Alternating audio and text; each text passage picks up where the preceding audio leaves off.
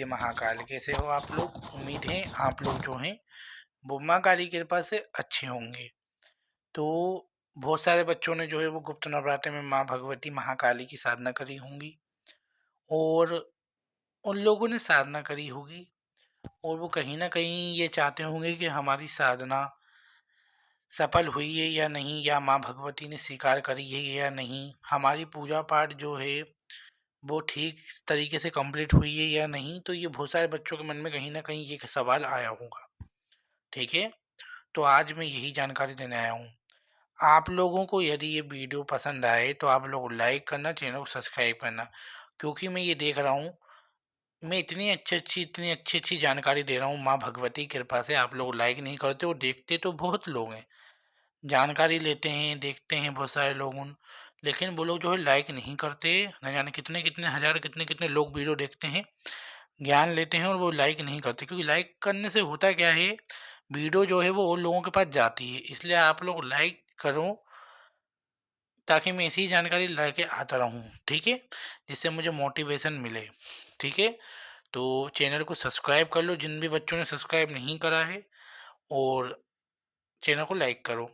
तो मैं जो है आज लाइव आ रहा था, तो लाइव के दौरान मुझे दो चार लोगों ने पूछा कि हमारी पूजा पाठ कैसी चल रही है, कैसी चल रही है, और हमने जो गुप्त नवरात्रों में साधना करी थी वो सफल हो रही है कि नहीं। जितना हो सकता है उतना तो मैं लाइव में देने की कोशिश करता हूँ, लेकिन ये वीडियो मैं बना रहा हूँ। यदि आपके साथ भी इन गुप्त नवरात्रों में ये चीज़ें हुई हैं तो आप समझ जाएं कि माँ काली ने आपकी साधना स्वीकार करी है और माँ भगवती की कृपा आपके ऊपर हुई है। तो मैं कुछ लक्षण बताऊंगा, उसमें से यदि 2 या 3 लक्षण भी आपसे मिलते हैं तो आप समझ जाना कि माँ भगवती महाकाली आपकी साधना से बहुत खुश हैं और बहुत तृप्त हो गई हैं, और माँ ने आपको चुना है, या माँ ने आपके ऊपर कृपा करी, या माँ भगवती ने आपके ऊपर असीम कृपा करी। मैं आपको कम से कम बहुत सारे जो है वो बताऊंगा। ठीक है, लक्षण कैसे जाने कि माँ भगवती ने आपकी साधना स्वीकार करी है या पूजा आपकी माँ भगवती ने स्वीकार करी है। ठीक है, तो यदि आपने नवरात्रों में माँ की पूजा, माँ की साधना, माँ का पाठ, या माँ को धूप दीप जो भी आपकी श्रद्धा है, आपको आपने माँ को वो किया है, चाहे आपने कुछ भी नहीं किया, आपने माँ को बस प्यार किया है नवरात्रों में, माँ को जो है दुलार दिया है आप, और माँ को माँ माँ कह के पुकारा है, तो माँ उनको भी ये संकेत दे सकती है। पहला लक्षण जो सबसे बड़ा लक्षण होता है, जिसके भी अखंड दीप में फूल बना है, या उसकी अखंड दीप मित्र करने लगी, यानी नाचती है, मतलब ऊपर नीचे हिलती है जम जम के बिना हवा के, या उसमें बड़े बड़े फूल बने हैं। ठीक है, जैसे मैंने अनार के दिए बताए थे, उससे लोगों को अनुभव हुए हैं, बहुत प्यारे प्यारे फूल बने थे। तो ये सबसे बड़ा लक्षण होता है कि आपके दीपक में फूल बनना, क्योंकि फूल जो है हर किसी के दीपक में नहीं बनता है। मैंने भी पहले बहुत दिए जलाता था जब मैं छोटा था। मैं आप लोगों ने मेरी स्टोरी सुनी है कि मैं माँ के बचपन से पूजा करता हूँ। पहले जब मैंने नई नई जब मैं बहुत छोटा था, जब माँ की पूजा चालू करी, तब मेरे दीपक में नहीं बनते थे, लेकिन जब माँ के अनुभव होते थे तब वो दीपक में जो है वो फूल बना करते थे। ठीक है, तो दीपक में फूल बन रहे हैं तो ये भी बहुत बड़ी बात है, और ये संकेत है कि माँ भगवती ने आपकी साधना जो है वो स्वीकार करी है। और जब से फिर आपके दैनिक जीवन की पूजा में भी फूल बनेंगे दीपक में, माँ भगवती की कृपा हुई। नेक्स्ट चीज ये है कि आपने माँ भगवती की स्तुति पढ़ी है, या कुछ भी पढ़ते समय आपके पूजा के वक्त शरीर भारी हुआ है। ठीक है, तो शरीर भारी हुआ है और आपको आज्ञा चक्र पे जो है खिंचाव महसूस हुआ है, और साथ ही साथ आपके रोंगटे खड़े हुए हैं, तो समझ जाना उस समय में माँ भगवती की कृपा आपके ऊपर हुई है कि माँ आपको देखने आई थी। माँ भगवती को आपने एहसास किया, माँ भगवती ने आपको छुआ है, तो ये आपको बहुत ही ज़्यादा और बहुत ही ज़्यादा खुशी की बात होती है। ये लक्षण जब आपके साथ होते हैं कि आपको माँ भगवती का जब एहसास हुआ है, और आप मतलब पूजा में बैठे हो और आपको एकदम से ठंडी सी हवा आई, आपके रोंगटे खड़े हुए, आपके अग्र चक्र पे आपको खिंचाव हुआ, शरीर भारी हुआ, तो समझ जाना कि उस वक्त पे जो है माँ भगवती महाकाली आई थी आपकी साधना के बीच में, आपकी परीक्षा लेने या आपसे मिलने के लिए। तो ये भी बहुत बड़ा कृपा का स्वरूप होता है, क्योंकि भगवान जो है कभी साक्षात नहीं आते। हर किसी को भगवान साक्षात दर्शन नहीं देते, कुछ खास लोग होते हैं जिनको भगवान दे देते हैं। लेकिन भगवान अपनी अनुमति, अपना एहसास करवाते हैं।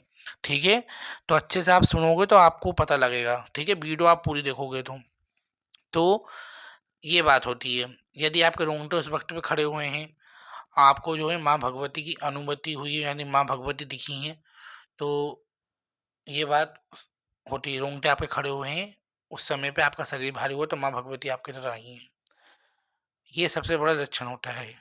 तीसरा जो होता है, मैं गिनती नहीं कर रहा हूँ, क्योंकि मैं जो एहसासों को जानता हूँ, जिस फील्ड में मैं रहा हूँ, उसके हिसाब से मैं बता रहा हूँ। आपके साथ भी मैच हो सकते हैं।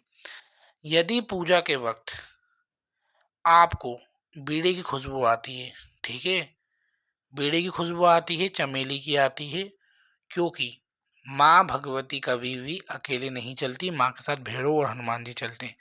माँ आएगी तो इन दोनों का आवाहन आपके घर में होता है। तभी कहते हैं कि माँ के साथ भैरव हनुमान जी को बनाना बहुत ज़रूरी है, क्योंकि ये नाराज़ हो जाते हैं कि माँ देखो आपके भक्त ने हमारी पूजा नहीं करी, और माँ को भी कहीं ना कहीं बुरा लगता है कि चलो ये मेरे बच्चे को नहीं मान रहा है। ठीक है, क्योंकि माँ बड़ी दयालु है, अपने बच्चे को जो है ना दुखी नहीं देख सकती। तो इसलिए मैं कहता हूँ कि माँ के साथ थोड़ा सा जो है उनको भोग दे दिया करो, हनुमान जी और भैरव बाबा को। ठीक है, और इसके ऊपर मैं अलग से डिटेल वीडियो बताऊंगा कि माँ के साथ क्या क्या चलते हैं और माँ कैसे चलती है। आप कमेंट में बताना। बहुत जानकारी है अभी माँ भगवती, भक्ति ऐसी चीज़ है ना जिसमें बहुत जानकारी होती है। माँ भगवती ने मुझे इतना ज्ञान दिया है ना, मैं उतना आपको बताने की कोशिश करूँगा। तो आपको बीड़ी और पान की खुशबू आए तो आप समझ जाएं कि माँ का आवाहन आपके घर में हुआ है। क्योंकि जब हनुमान जी आते हैं तो चमेली की खुशबू, मिठाई की खुशबू, पेड़े की खुशबू, इस प्रकार की खुशबू आती है। और जब भैरव जी आते हैं तो बीड़ी की खुशबू आना ज़रूरी है। तंबाकू की खुशबू ज़रूर आएगी आपको, बीड़ी की खुशबू आपको आएगी, और माँ भगवती यदि उनके साथ में तो आपको पान की खुशबू आएगी। पूजा के वक्त केवड़े की खुशबू आएगी। तो समझ जाना कि आपकी साधना जो है वो सफल हुई है, माँ आपके पास आई थी। और आपको ये अनुभव हुआ है तो बहुत बड़ी बात है। चौथा जो लक्षण है वो यह है कि आपके घर में उसी दिन पूजा के वक्त कोई कन्या आ गई। कन्या पूजा के वक्त में आई है, ये दुर्गा माँ के साथ वाले भक्तों के साथ भी यही होगा। ठीक है, दुर्गा काली माँ के बच्चों के साथ यही होगा। कन्या भी आ सकती है, या आपको सपने में कोई कन्या दिखी, या आपको कोई सुहागन स्त्री दिखती है, या आपको कोई श्रृंगार देता है, या आपको सपने में शेर दिखता है, या आपको शमशान दिखते हैं। देखो माँ काली जो है वो शमशान से चलती हैं, ये बात आपको पता है। अब बहुत सारे लोग भयभीत हो जाएंगे इसमें। शेर दिखता है तो ये माँ भगवती का ही संकेत है। सपने में कन्हैया दिखी आपको, ये भी बहुत बड़ा संकेत है। तो ये संकेत है, अगर आपको ऐसा कुछ दिखा है तो आप समझ जाइए माँ भगवती की आपके ऊपर कृपा हुई है। नवरात्रों में माँ ने आपको दर्शन दिए।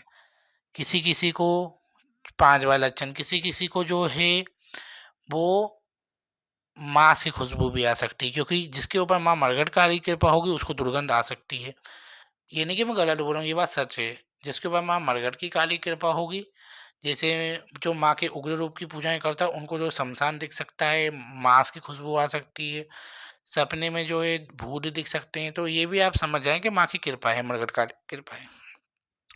श्रृंगार आपको दिखेगा तो आप समझ जाएं माँ भगवती दिखा रही हैं, चूड़ियाँ आपको दिखती हैं, या आपको सपने में कोई औरत कुछ बोल रही है, ठीक है, कुछ आदेश दे रही है, या कोई बच्चा, या आपको कोई भक्त सपने में दिख गया, तो समझ जाओ आपकी साधना सफल हो गई। क्योंकि भक्ति ही भक्को क्योंकि शक्ति जो है वो जो उसकी सेवा कर रहा है उसका सम्मान पहले करती है।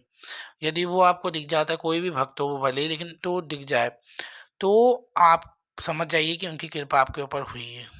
छठवां लक्षण ये है कि आपको जो है पूजा के दौरान ध्यान में भी जो है माँ की त्रिशूल या इसकी आकृति दिखती है ना। पूजा के दौरान आपको पायलों की आवाज़ आए तो समझ आइए कि माँ भगवती आपके घर में आई हैं।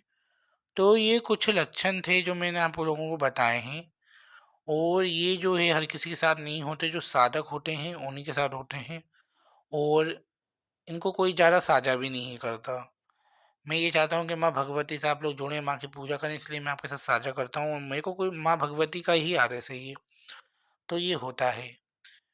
यदि आपको नवरात्रों में माँ भगवती को आपने माला चढ़ाई है, या फूल चढ़ाया है, या कुछ भी चढ़ाया, यदि वो माँ के ऊपर से गिर के आपके पास गिरे या माँ के पास ही गिरे, तो समझ जाइए माँ भगवती खुश हैं। माँ भगवती ने आपको संकेत दिया है कि आपकी पूजा पाठ जो है वो माँ ने स्वीकार करी है इन गुप्त नवरात्रों में। औरत या श्रृंगार दिखे तो आप तो समझ ही जाइए कि माँ की कृपा ही है। यदि आपकी धूप बत्ती माँ के पास ही जा रही है बिना हवा के, चाहे कितनी भी हवा चल रही हो, लेकिन धूप बत्ती जो है वो माँ के फेस के का नहीं जा रही है, माँ भगवती के मुंह के पास ही जा रही है। कैसे जाने कि माँ भगवती ने आपका भोग स्वीकार कर रही हैं? तो यदि आपका भोग माँ भगवती, जो भी आप अंगारी पे लगा रहे हो या कुछ भी लगा रहे हो, उसका धुआं माँ के मुंह के पास ही जा रहा है, जैसे माँ की प्रतिमाएं मेरे पीछे जो दिख रही हैं, अगर मैं भोग लगाऊंगा तो ये माँ के मुंह के पास ही धुआं जाते जाएगा जाते जाएगा जाते जाएगा। तो माँ की कृपा आपके ऊपर हो चुकी है, आप जो भोग लगाने वो माँ भगवती स्वीकार कर रही है। तो आज की वीडियो का जो टॉपिक हो गया है कि माँ भगवती ने आपकी गुप्त नवरात्र में पूजा स्वीकार करी, कैसे जाने, और गुप्त नवरात्र में जो है माँ भगवती भोग कैसे स्वीकार करती है, इसके ऊपर वीडियो हो गई है। तो उम्मीद है आपको जो वीडियो पसंद आई होगी, तो आप लाइक करना, चैनल को सब्सक्राइब करना। आप नेक्स्ट वीडियो जो मैं बताऊंगा वो ये बताऊंगा कैसे जाने कि आपको गुप्त नवरात्र में कोई सिद्धि माँ ने दी है या कुछ शक्ति आपको मिली है, उसके भी अनुभव होते हैं, शरीर में बदलाव आते हैं कुछ कुछ कुछ कुछ, वो सब मैं आपको नेक्स्ट वीडियो में बताऊंगा। इसी वीडियो के कमेंट में जो है आप मुझे लिख देना, मैं उसके ऊपर वीडियो बनाऊंगा। अभी जो है जो लाइव में आपने पूछे थे उसके ऊपर मैं ज़्यादा फोकस दूंगा। ठीक है। माँ महा भगवती आपके घर में जो है कल्याण करे।